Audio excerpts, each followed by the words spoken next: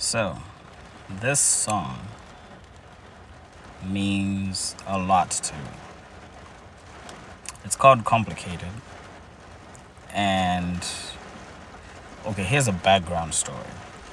There was a time I was a little bit, I don't want to say obsessed, but the number 23 was something that, well, I was born on November 23rd. So, 23 is like associated with like Michael Jordan and LeBron James. And if you go down that rabbit hole, if you just Google the number 23, there's a couple of things that you will find out. A lot of things happened that are associated with the number 23. Shakespeare, blah, blah, blah, and all these things. Some of them are a little creepy. So there's a group of people that call themselves 2030ians, I think. So people believe the number 23, I don't know if I should say has, powers or something. But if you go down that rabbit hole, you start to see that number everywhere. And I won't lie to you, I started seeing that number everywhere. TV, movies, you name it. I was taking screenshots of every time I saw the number 23. So you'd be watching like a series and someone's knocking on the door and the number on the room is like 23. Or like if you watch Avengers, the first one, Captain America jumps on, is it a school bus or something? And it has the number 1123. So you start to see that number everywhere. Like I remember there were times when I'd be sitting in my room at school, I'll be like checking the time and I'll see that the time is 7:23 or 10:23, and I'd take screenshots and send to people. And then I found out that there was a movie called The Number 23. The star is Jim Carrey. It's not Jim Carrey, the funny man. It's a very serious thriller.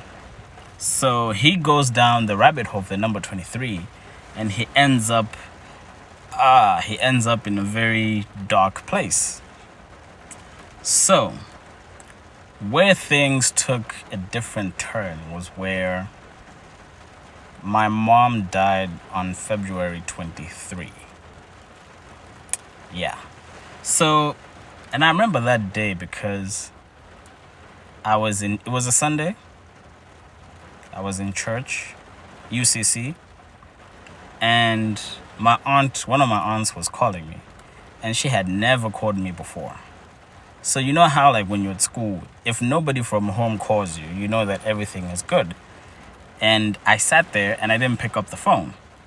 I just sat there like looking at my phone and thinking, something is wrong. I had been to a funeral the previous day. So when I got back to school, one of my cousins told me that my mom wasn't feeling well. But it was like, oh, she'll be fine. Don't worry about it. So when I saw my aunt calling me, and I knowing that my aunt never calls me, that was alarming. So the phone cut, and I got up and I went outside. Now, as I was going outside, I noticed somebody leaving their chair coming outside. Hi, Vicky. And I was like, and then she came outside and she stood next to me. And I was like, why is Vicky standing next to me? So what had happened is my mom had passed, and Ruth, Vicky's sister, had told her to find me. So that's why she left her seat and walked out and came and found me. So, but then I was like, you know what, maybe I'm overthinking this.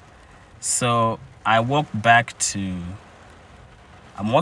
my room, and one of my cousins, I think she didn't know that I hadn't heard yet. She texted me saying, sorry for your loss. And at that moment, I thought, damn. So the thing is, the reason why this song means a lot to me is because of some of the words in there. Because when this album came out, Below Paradise, it came out May 2014. So my mom passed in February, and it came out in May. And some of the words in this song were like, man, like you took the words out of my mind and you put them in a song. And So the thing is, I had, like, even before I went to Chanko, I remember specifically praying to God that, you know what, I don't want to one day get a phone call that my mom has passed away while I'm in school. So this was something that I had feared for a long time. And I didn't tell anybody.